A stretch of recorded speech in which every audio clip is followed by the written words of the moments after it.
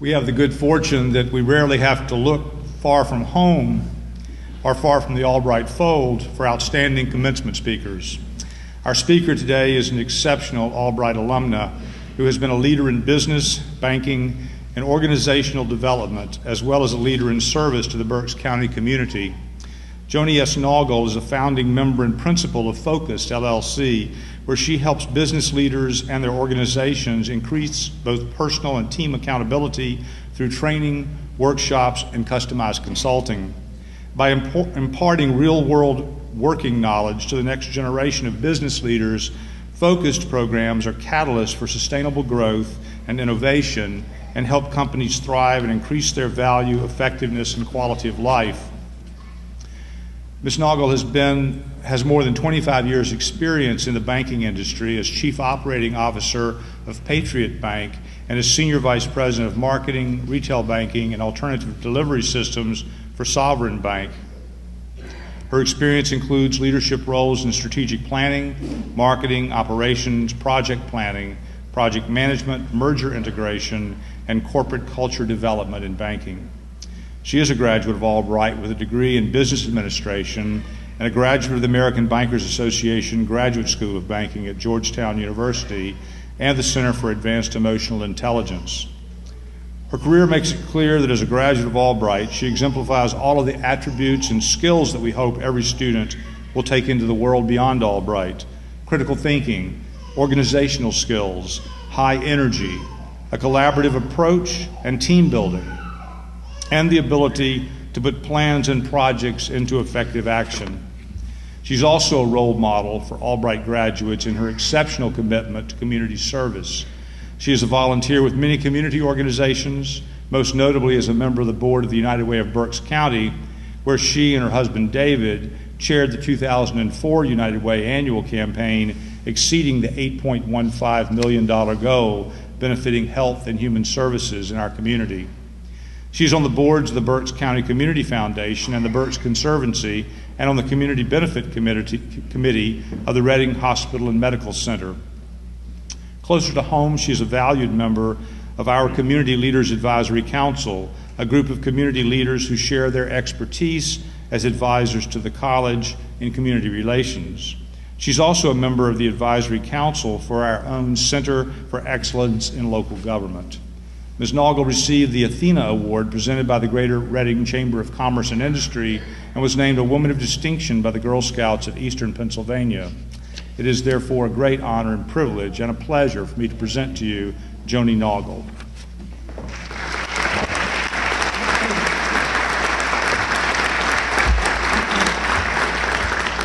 Wow, is that really me? That's some introduction. Thank you very much, Dr. McMillan. But today is not about me, it is about our graduates. And I'd like to say congratulations, it's over!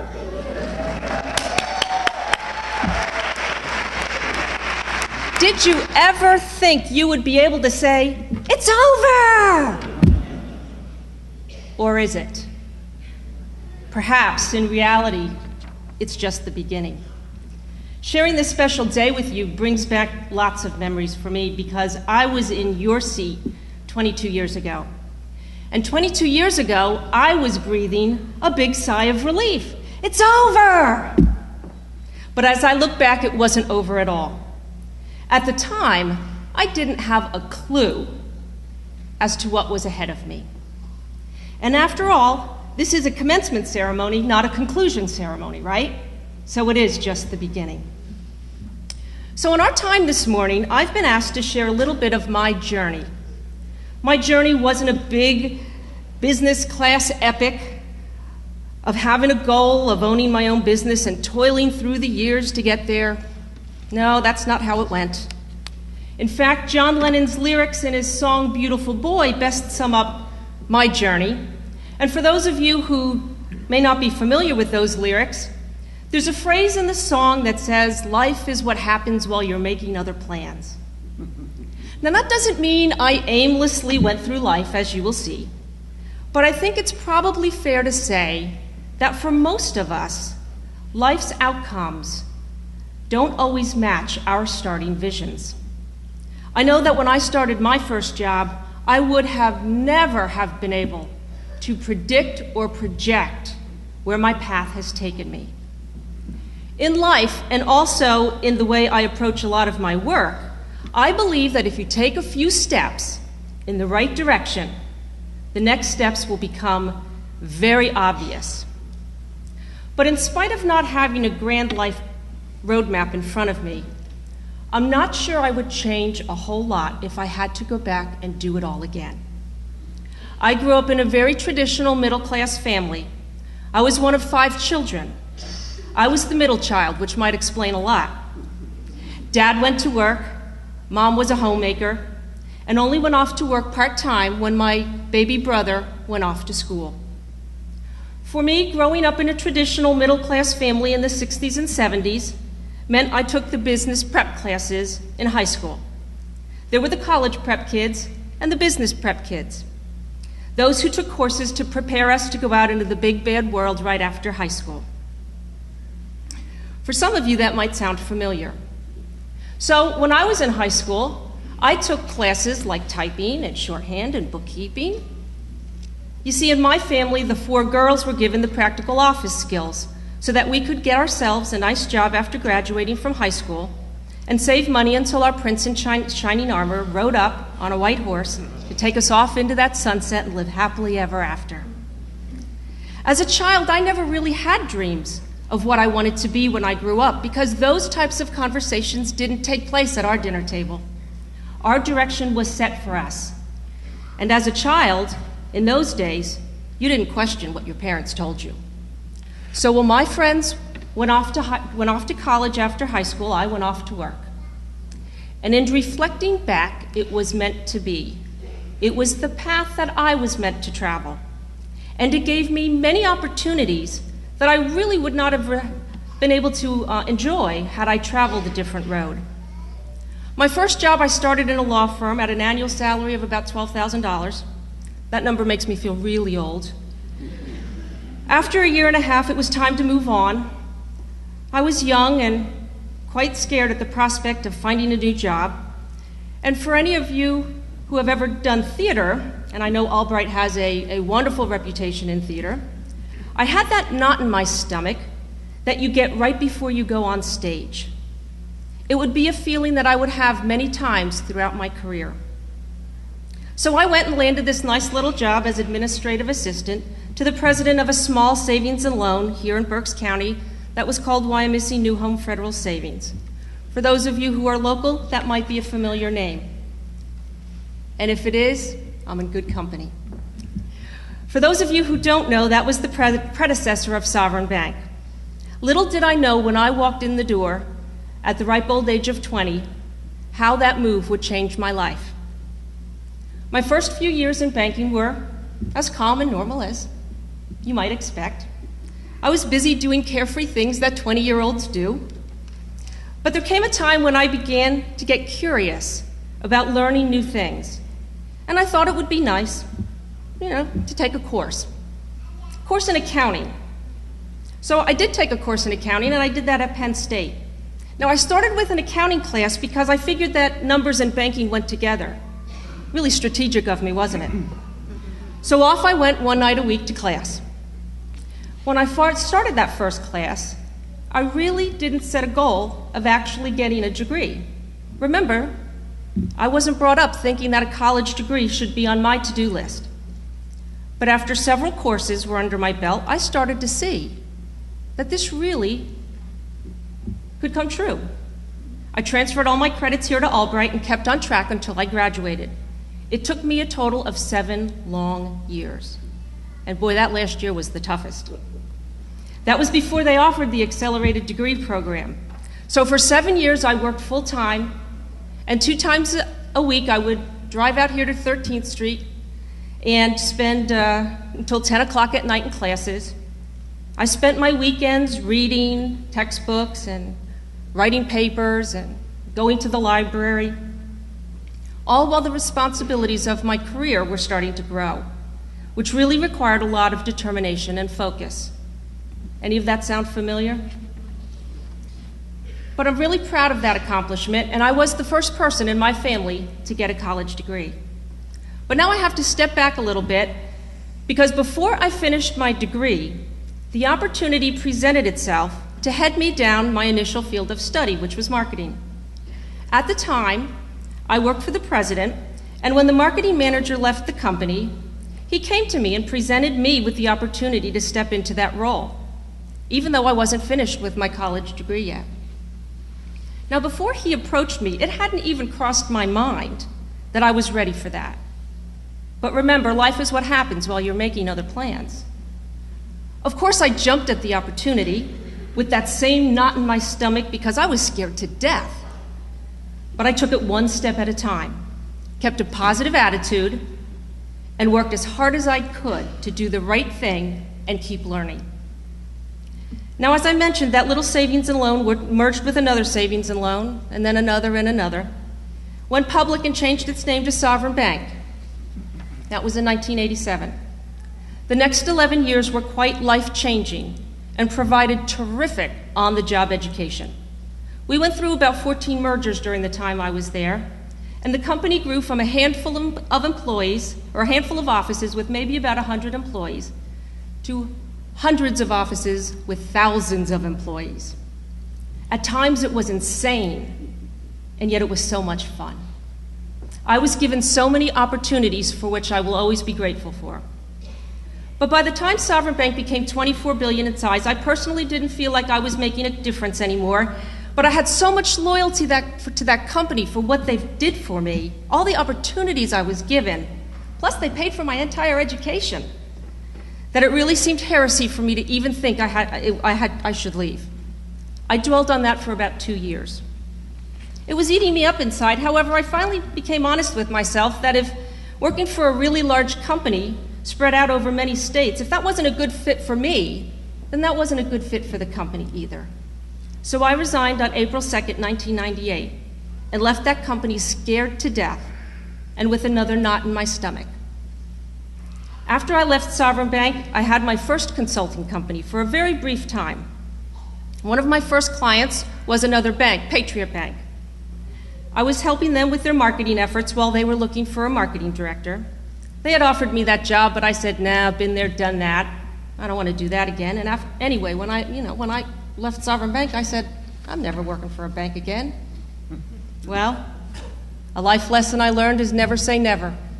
Never's a very, very long time. So after I was doing some consulting for Patriot for a few months, they came back and offered me the position of Chief Operating Officer. And that made me stop and think. What a new and challenging opportunity. I had never dreamed about being a COO. I was working hard to build my little consulting business. But remember, life is what happens while you're making other plans. So I had to eat my words because there I was back employed by a bank. And once again, I was scared to death, and yet had another knot in my stomach. But with energy, determination, and hard work, I took each day one step at a time. And before you know it, 6 years had passed. And my 6 years at Patriot Bank were absolutely terrific and beyond my wildest imagination. Our leadership team was quite young, and boy did we work hard, but we also like to have a lot of fun together, which is another lesson I try to live by. Have fun and don't take yourself too seriously. There are a lot of things we can't control in life, but the one thing we can control is our attitude and how we approach every day. Hopefully your days are filled with fun, and if they're not, only you can make that change. Now, the hardest thing I ever had to do professionally was stand in front of with my fellow executives at Patriot in front of 250 employees and tell them the bank was being sold. That was a really tough day. Some of you may have experienced mergers in your careers, and they're never easy. Change is difficult. And yet when we're faced with change, the best tools we have are a positive attitude, hard work, and an open mind to the opportunities that could be ahead. For me personally, it was easy to identify what the immediate reason was in my life when Patriot was sold. As Dr. McMillan mentioned, my husband and I were just embarking on chairing the United Way campaign. And by leaving the bank as an employee, it really allowed me to totally enjoy that experience. I really wasn't sure what was next for me professionally, but I knew it would become obvious if I just kept my eyes open and took it one step at a time. And while I was focusing on doing the best for the United Way, the phone rang. And it was the president of a local organization who said, "Joni, I know you have a little time on your hands and I need a little help. Why don't you come help us out?" So I did. I helped them on a project-by-project basis for a period of about 1 year. It was good fun, and I was helping the organization accomplish some really important goals. And that was the genesis of my current business. Next April, my business partner and I will celebrate our 6th year anniversary of our company Focused. We launched the business under the business model of helping companies with specific project-based needs. In the first few years, we thought that would be our ongoing business model, but nothing is consistent. We continue to evolve the business and just launched last month a new training program we've developed to help companies build accountability in the workplace. And we currently are doing really very little project work anymore. So why do I share this journey with you this morning? To give you a real-life example that no matter what you've done up to this point in your life, you can and must continue to reinvent yourself. Your educational journey is not over. The world around us is changing much too quickly. To stand still is to lose ground. So whether you continue with formal education or not, look for new experiences that give you that knot in your stomach. Because when you feel that knot, you're pushing yourself beyond what you already know. And it's the new experiences from which we continue to learn and to grow. Now, if someone would have told me when I was graduating from high school that someday I would have had a wonderful 25-year career in banking and then own my own business, I would have told them they were crazy. And while I may not have had a big master roadmap to get me here, I'm pleased with the route I have taken, and I've made my journey my own.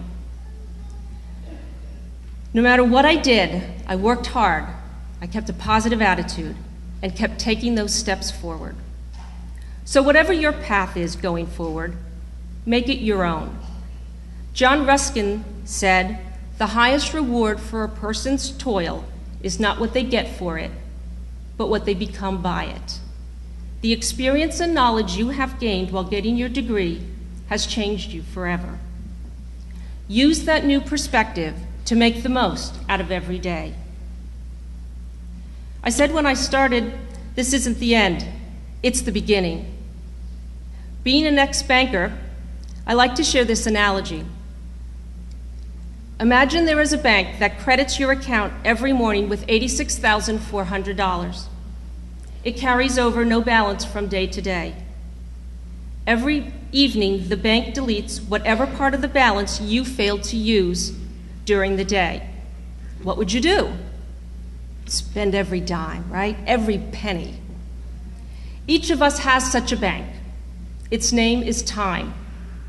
Every morning it credits you with 86,400 seconds, and every night it writes off as lost whatever of this you have failed to invest to good purpose. It carries over no balance. It allows no overdraft. Each day it opens a new account for you, and each night it burns the remains of the day. If you fail to use the day's deposits, the loss is yours. There is no going back. There is no drawing against tomorrow. You must live in the present on today's deposits. Invest it so as to get the most from it in health, happiness, and success. I congratulate you on this wonderful accomplishment today because I know firsthand how hard you have worked and the sacrifices you have made. And I also want to acknowledge the support of family and friends. I know how valuable my husband's support was for me, and sometimes we don't always take the time to thank those who are closest to us. So thank you to everyone in the audience for supporting today's graduates. Today is a very special day. Take time to celebrate. You deserve it. But remember, the clock is ticking. Make the most of today and every day, because life is what happens while you're making other plans. Good luck and God bless. Thank you.